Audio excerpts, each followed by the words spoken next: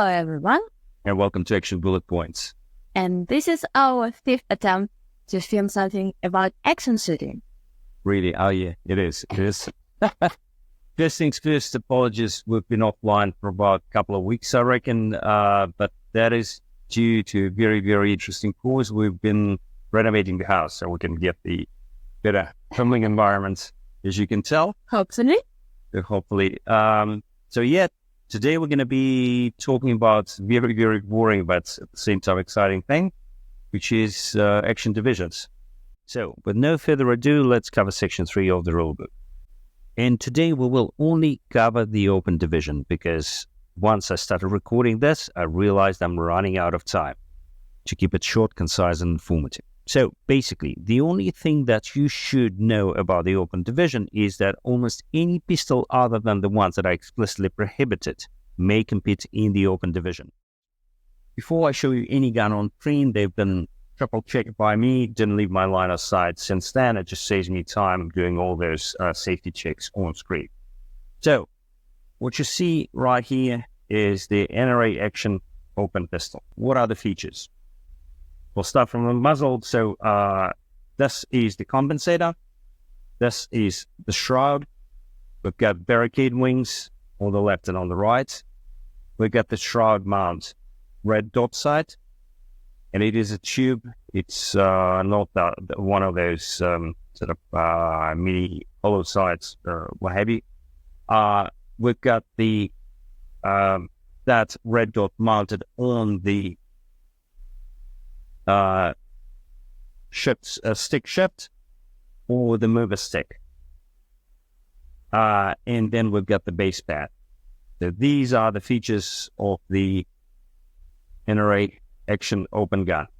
And of course, we've got other features that are not specific to NRA Action, which is ambi safety. And we've got the functional grip safety on the 1911.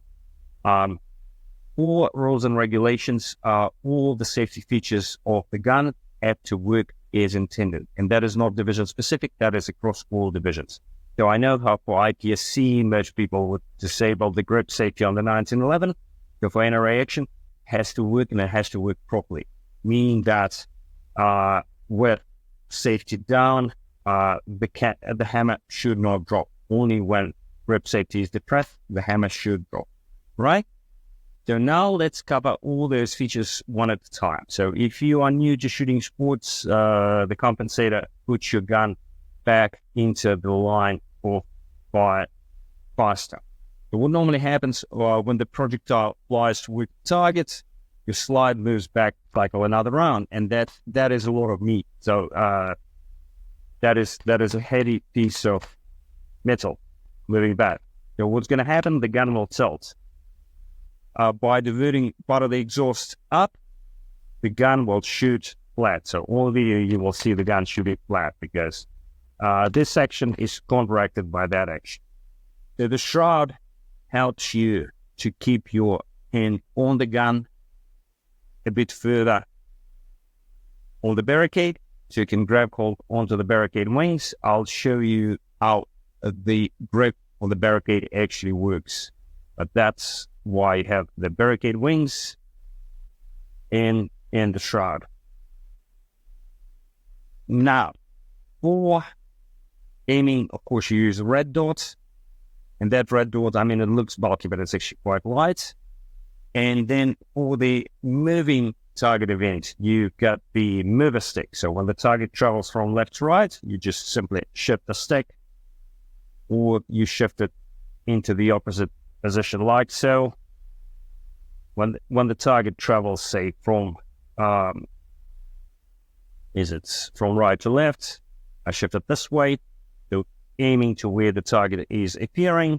When it travels the other way, I simply shift the stick, and what it does, it gives me the automatic leading. So I don't have to do the leading on the target. I had to aim dead center. And then last but not least, the base pad. So it's not the magwell. It's actually, as you can tell, it is quite flat, the surface. So what you do, actually, when you jump to go crawl, you land on it like so. and it gives you a very, very stable shooting platform. These are 4 features of the open gun. So now how that is different from the open gun used in other divisions. So this is the open gun that I use for speed steel and IPSC.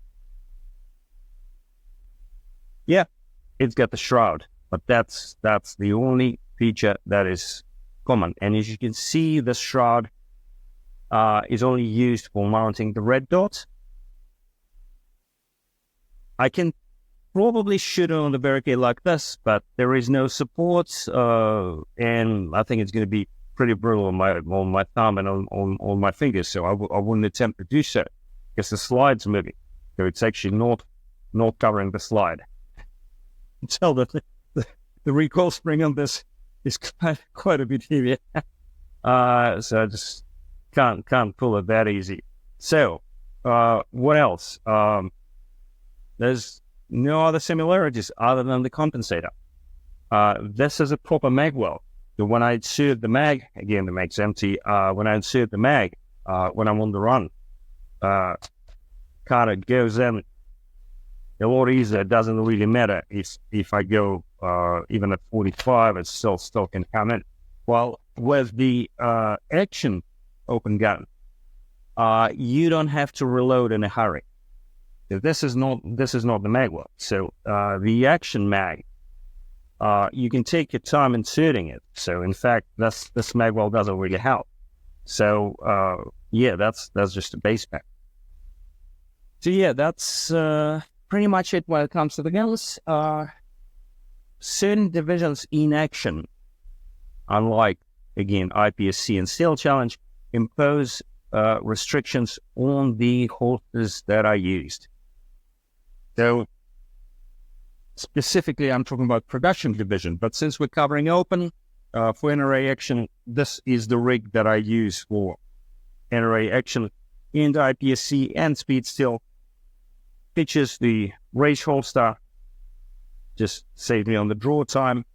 And when I'm shooting IPSC, I have 1 mag pouch for the spare mag and the magnetic holder for the mag that I load first. So if it's a short stage, I only ever use 2 mag for the IPSC. If it's a short stage, I will load the short mag first and have long mag as spare. If it's a medium or a long stage, I would go like that. So I have a spare mag and the one that holds 27 rounds. And when I'm not shooting IPSC, when I'm shooting action, I simply reconfigure my rigs, take those pouches off,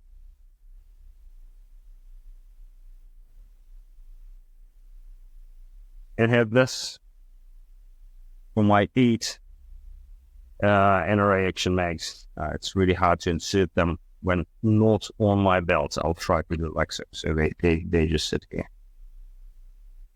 If you're serious about the sport, if you're serious about NRA action, and if you're planning to shoot in the open division, you need to get yourself a proper NRA action open gun with all the features we've discussed and extensively covered today. Otherwise, you will be putting yourself at a major disadvantage in the open division. And that's not where you want to be. But we will be covering other divisions. So if you're new to the sport, if you want to start, if you have a handgun, I will explain what other divisions are out there and what are the features and how the guns will comply. Until then, thank you very much for tuning in, and we'll see you next time. This episode is brought to you by Toldi. Toldi app offers you the ultimate time capsule experience. Share your legacy and memories with your loved ones. Download the Toldi app from the App Store or Google Play. Use promo code ACTION to receive 20% off Toldi Box, Toldi Key, and all other product bundles when ordering from www.poldi.com. Explore Toldi today.